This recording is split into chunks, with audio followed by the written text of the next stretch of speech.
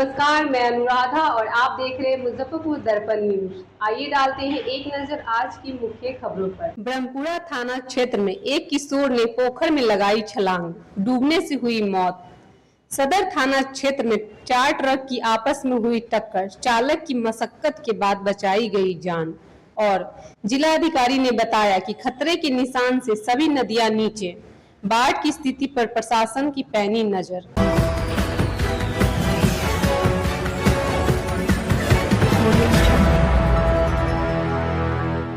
अब खबरें विस्तार से।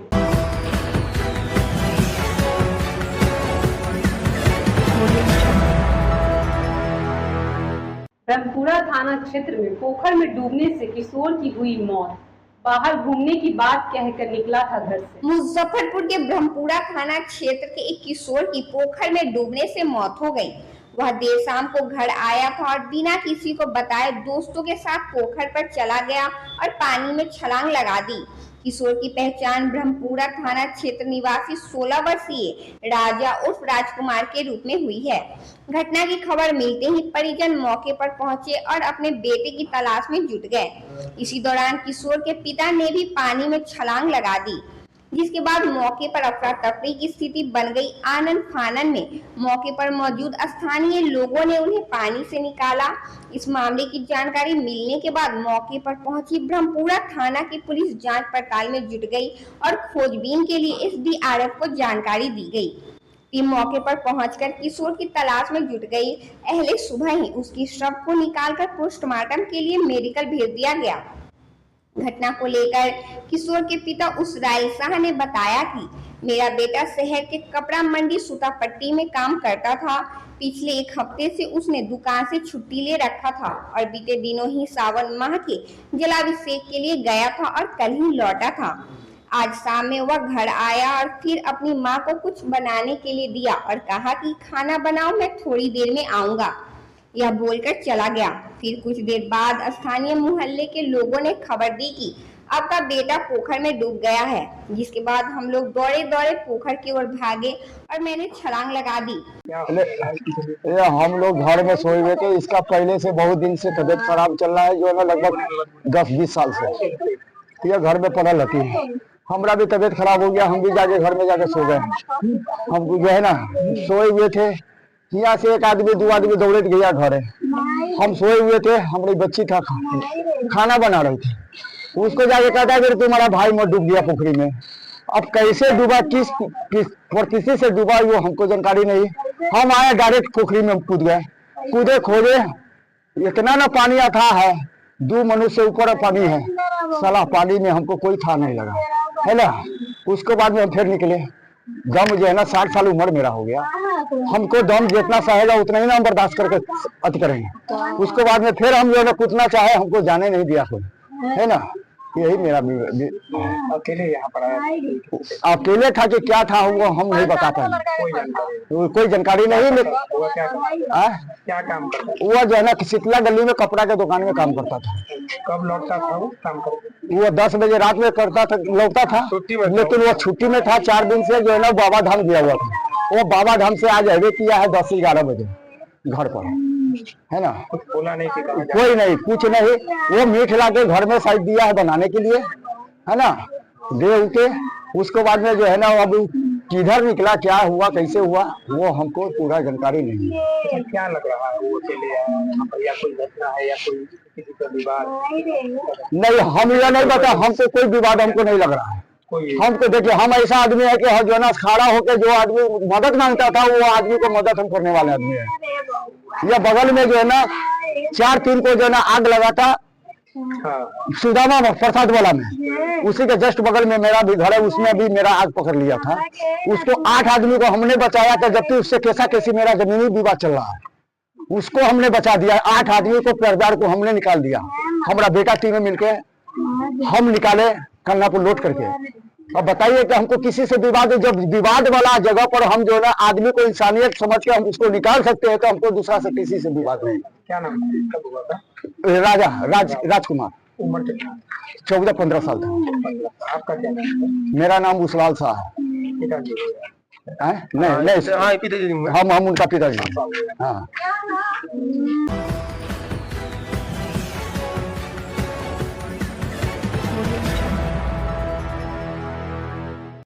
फोर लेन पर एक साथ 4 ट्रकों को हुई भिड़ंत, चालक केबिन में फंसा, गैस कटर से काट कर बचाई गई जान। मुजफ्फरपुर के सदर थाना क्षेत्र में मझौलिया चौक के पास सड़क जाम में खड़ी टैंकर में पीछे खड़ी ट्रक ने ठोकर मार दिया, जिससे आगे खड़ी 2 टैंकर समेत 4 गाड़ी आपस में टकरा गई। वहीं एक टैंकर का केबिन दूसरे टैंकर में फंस गई, जिसमें टैंकर ड्राइवर प्रमोद 2 घंटे तक फंसा रहा। मुजफ्फरपुर बरौनी 4 लेन पर मझौलिया चौक के पास मंगलवार को 4 ट्रकों की जोरदार टक्कर हो गई। हादसे में गया जिले के ट्रक चालक प्रमोद कुमार केबिन में बुरी तरह फंस गए। उन्हें गैस कटर की मदद से बाहर निकाला गया। घटना के बाद हाईवे पर करीब 5 किलोमीटर लंबा जाम लग गया, जिसमें फंसे लोग घंटों परेशान रहे। प्रत्यक्षदर्शी के मुताबिक मझौलिया चौक पर पहले से जाम में खड़े एक ट्रक में पीछे से तेज रफ्तार में आ रही अनियंत्रित ट्रक ने जोरदार टक्कर मार दी। टक्कर की चपेट में सामने खड़े 2 टैंकर भी आगे और आपस में भिड़ गए। टक्कर इतनी भीषण थी कि एक ट्रक का केबिन बुरी तरह क्षतिग्रस्त हो गया। ट्रक के उपचालक विवेक राय ने बताया कि हमारी गाड़ी खड़ी थी, पीछे वाली गाड़ी ने आकर जोर से ठोकर मार दी, जिससे हमारी गाड़ी आगे खड़ी टैंकर में घुस गई और हमारी गाड़ी के ड्राइवर प्रमोद केबिन में फंस गए। बाद में प्रशासन ने गैस कटर से केबिन काटकर हमें निकाला। सूचना मिलते ही सदर थाना प्रभारी अस्मित कुमार पुलिस बल के साथ मौके पर पहुंचे और राहत बचाव कार्य शुरू किया। हमारा गाड़ी के आगे टैंक की गाड़ी था, ठीक है। टैंक की गाड़ी आगे था तो हम खड़ा थे जाम में, पीछे जाके मारा मेरा गाड़ी लगा टैंकी में, टैंकी का आगे शीशा गिरा हुआ। और टैंकर का शीशा गिरा हुआ है वो? टैंकर का है, मेरा गाड़ी में लगा, मेरा गाड़ी लगा टैंकी में, टैंकी आगे फिर टैंकी गाड़ी भाग गया? वहाँ दोनों टैंकी आगे था, दोनों टच लग गया। क्या नाम हुआ आपका? मेरा नाम प्रमोद कुमार। कहाँ के रहने वाले हैं? गया जिला।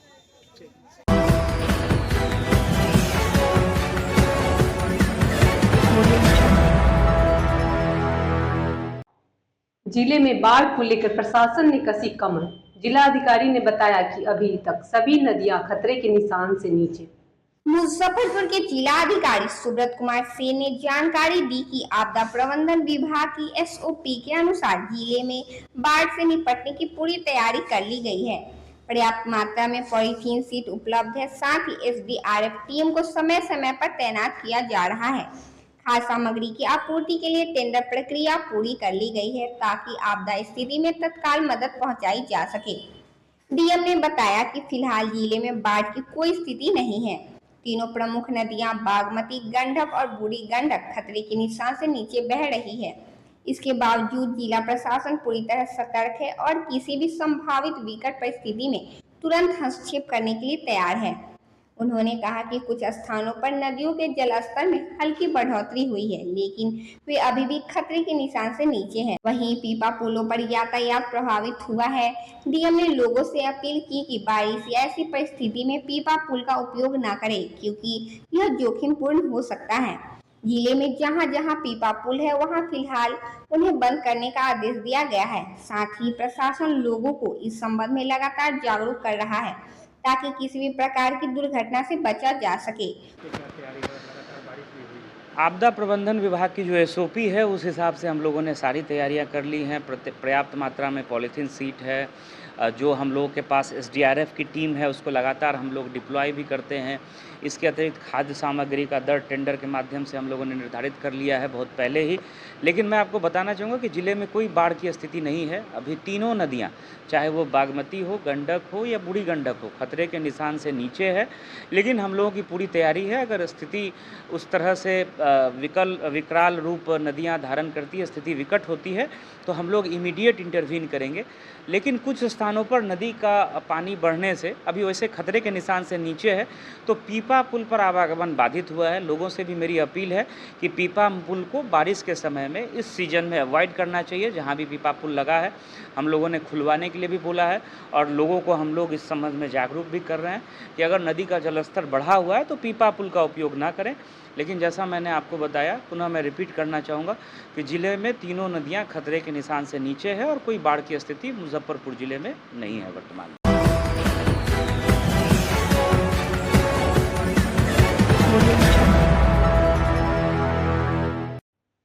वक्त हो चला एक छोटे से ब्रेक का। तब तक के लिए कहीं मत जाइए, देखते रहिए मुजफ्फरपुर दर्पण न्यूज।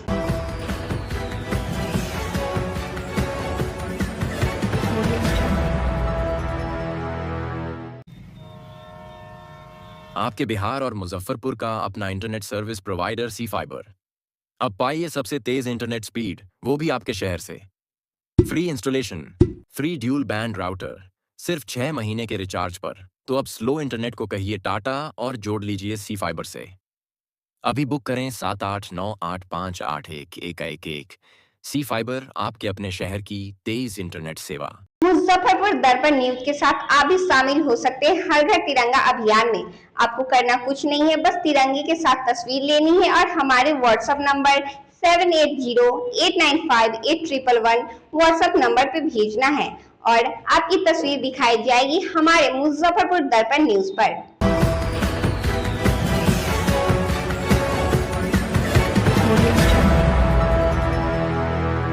ब्रेक के बाद एक बार फिर से आपका स्वागत है। आइए नजर डालते हैं बाकी की तमाम खबरों पर।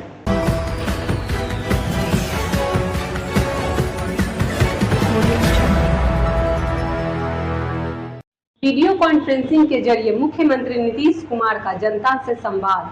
125 यूनिट बिजली मुफ्त करने को लेकर लोगों की ली राय। 12 अगस्त 2025 को मुख्यमंत्री नीतीश कुमार ने अन्य मार्ग पटना से वीडियो कॉन्फ्रेंसिंग के माध्यम से राज्य के विद्युत उपभोक्ताओं से संवाद किया। उन्होंने बताया कि अब राज्य के लगभग सभी घरेलू उपभोक्ताओं को प्रतिमाह 125 यूनिट तक मुफ्त बिजली दी जा रही है, जिससे 1,89,00,000 परिवार लाभान्वित हो रहे हैं। वही उपभोक्ताओं ने बचत का उपयोग बच्चों की शिक्षा, स्वास्थ्य और घरेलू जरूरतों में करने की बात कही। मुख्यमंत्री ने कहा कि 2005 से बिजली आपूर्ति में बड़े सुधार हुए हैं। हर गांव और टोले तक बिजली पहुंच चुकी है। सस्ती दरों पर बिजली उपलब्ध कराने के साथ साथ राज्य सरकार अब सौर ऊर्जा को भी बढ़ावा दे रही है। सभी सरकारी भवनों की छत पर सौर ऊर्जा संयंत्र लगाए गए हैं और इच्छुक घरेलू उपभोक्ताओं को भी सौर ऊर्जा का लाभ देने की योजना है। यह पहल न केवल बिजली बिल घटाएगी बल्कि पर्यावरण संरक्षण में भी योगदान देगी। कार्यक्रम में ऊर्जा मंत्री विजेंद्र प्रसाद यादव, उप मुख्यमंत्री सम्राट चौधरी, वरिष्ठ अधिकारी और लाखों उपभोक्ता जुड़े। मुख्यमंत्री ने आशा जताई कि यह योजना बिजली उपभोक्ताओं को स्थायी राहत देगी और राज्य में नवीकरणीय ऊर्जा के उपयोग को नई गति मिलेगी। माननीय मुख्यमंत्री जी ने बहुत बड़ी सौगात दी है। पिछले महीने से हम लोग सब लोग जान रहे हैं कि 125 यूनिट जो है वो फ्री हो गया है। पहले भी बिजली बिल में सब्सिडी मिलती थी, उसके बाद भी कुछ पैसा जो है उपभोक्ताओं को देना पड़ता था, अब वो भी नहीं देना पड़ेगा। और सारे बिजली उपभोक्ता जो 125 यूनिट तक बिजली यूज करेंगे उनको किसी तरह का भुगतान विभाग को नहीं करना पड़ेगा। बिजली फ्री कर दी गई है। 125 यूनिट से जो ज्यादा यूज करेंगे उनको भी सब्सिडाइज रेट पर बिजली बिल का भुगतान जो है उतने ही अमाउंट का करना पड़ेगा जितना वो 125 से ज्यादा खर्च करेंगे।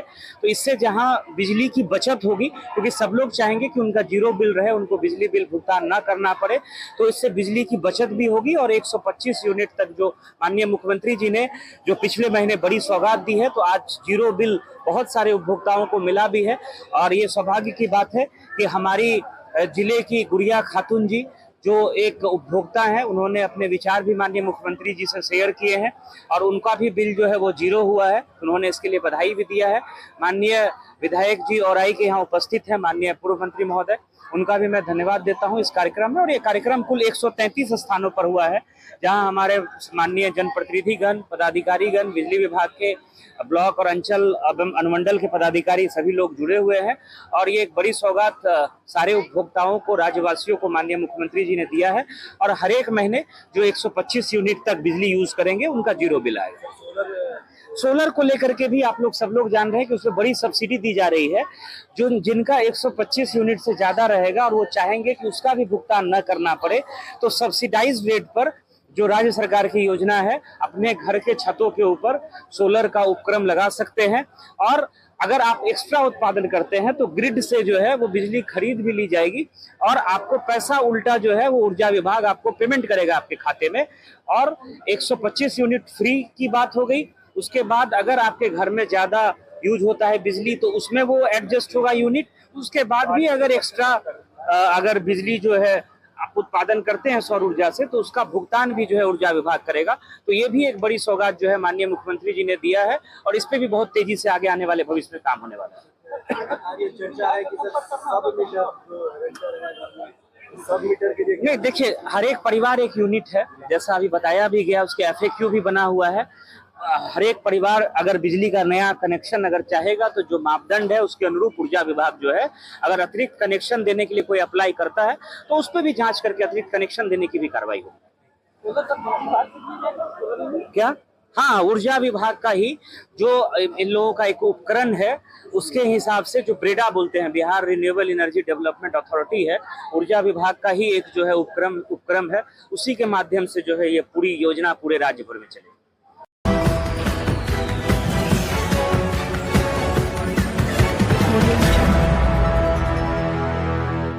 रामेश्वर सिंह कॉलेज के पास हो रहे निर्माण कार्य से बाउंड्री के बगल में हुआ गड्ढा, प्रिंसिपल ने जताई दुर्घटना की आशंका।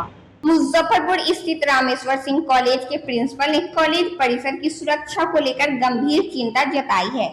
जानकारी के अनुसार कॉलेज की 4 दीवारी से सटे स्थान पर एक बहुत बड़ा गड्ढा खोद दिया गया है, जिससे बाउंड्री दीवार के गिरने का खतरा मंडरा रहा है। प्रिंसिपल ने आशंका व्यक्त की कि अगर समय रहते इस पर ध्यान नहीं दिया गया तो कभी भी बड़ा हादसा हो सकता है। उन्होंने बताया कि बारिश के मौसम में यह खतरा और भी बढ़ गया है, क्योंकि पानी भरने से मिट्टी धंसने की संभावना रहती है। साथ ही मुख्य द्वार के रास्ते में भी बाधा उत्पन्न हो सकती है, जिससे छात्रों और कर्मचारियों की आवाजाही प्रभावित होगी।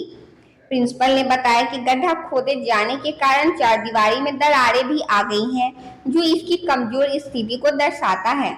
इस मामले को गंभीरता से लेते हुए प्रिंसिपल ने मुजफ्फरपुर के जिला अधिकारी से मिलने का निर्णय लिया है, ताकि उचित कदम उठाकर इस संभावित दुर्घटना को रोका जा सके और कॉलेज परिसर की सुरक्षा सुनिश्चित की जा सके। समस्या यह है कि 26 तारीख को मैं इस महाविद्यालय में अपना प्राचार्य के रूप में योगदान दिया, तो आते आते हमने देखा कि बाउंड्री से काफ़ी मिट्टी का खिंचाव हो रहा है अंदर कैंपस से, और बाउंड्री कभी भी पलट सकता है। तो हमने GM साहब को एक पत्र लिखा था, लेकिन अभी तक के वहाँ से कोई देखने वाला या इस पर कोई विचार करने के लिए हमारे पास लोग नहीं आए। अब तो मैं मेल कर रहा हूँ कि 1 आध दिन 2 दिन में हम GM साहब समय दें ताकि इस पर हम विचार करें। और रास्ता का भी कटाव काफ़ी हो गया है, बच्चों को आने जाने में दिक्कत भी हो रही है। कौन काट रहा है ये रास्ता का कटाव, कौन कर रहा है? जो लोग मेरीन ड्राइव बना रहे होंगे वही उन्हीं का काम होगा। और बाउंड्री से सटे उतना मिट्टी काट देना, कम से कम 20 फीट के बाद उनको जो करना था करते, 20 फीट तक तो उनको काटना नहीं चाहिए था। और जिस तेज़ी से मिट्टी का खिंचाव हो रहा है, आज न कल बाउंड्री तो निश्चित रूप से पलट जाएगा, और हमारा कैंपस जो है उसमें जो परीक्षाएं होती है या अन्य बच्चों की पढ़ाई लिखाई हो रही, सभी बाधित हो जाएंगे।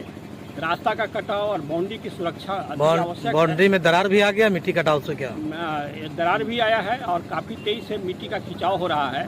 तो हमको लगता है कि जिस रूप में बरसात और बारिश हो रही है, तो हमको लगता है बहुत जल्द हमारा बाउंड्री ध्वस्त हो जाएगा। तो आप क्या चाहते हैं? हम चाहते हैं DM साहब से और यहाँ के जिला प्रशासन और सभी से यह डिमांड करते हैं कि इसको यथाशीघ्र ठीक ठाक कर दें और बाउंड्री की सुरक्षित रखते हुए, रास्ता को सुरक्षित करते हुए जो भी सौंदर्यीकरण का काम चल रहा है वो चलना चाहिए। कॉलेज के कौन सा साइड बन रही है? पश्चिम फ्रंट है और वही प्रभावित हुआ, रास्ता भी प्रभावित हो रहा है और बाउंड्री भी प्रभावित हो रहा है। इसलिए हम डिमांड करते हैं कि यथाशीघ्र इस पर प्रशासन निर्णय ले और इसकी सुरक्षा को ध्यान में रखते हुए अपना सौंदर्यीकरण का काम करें।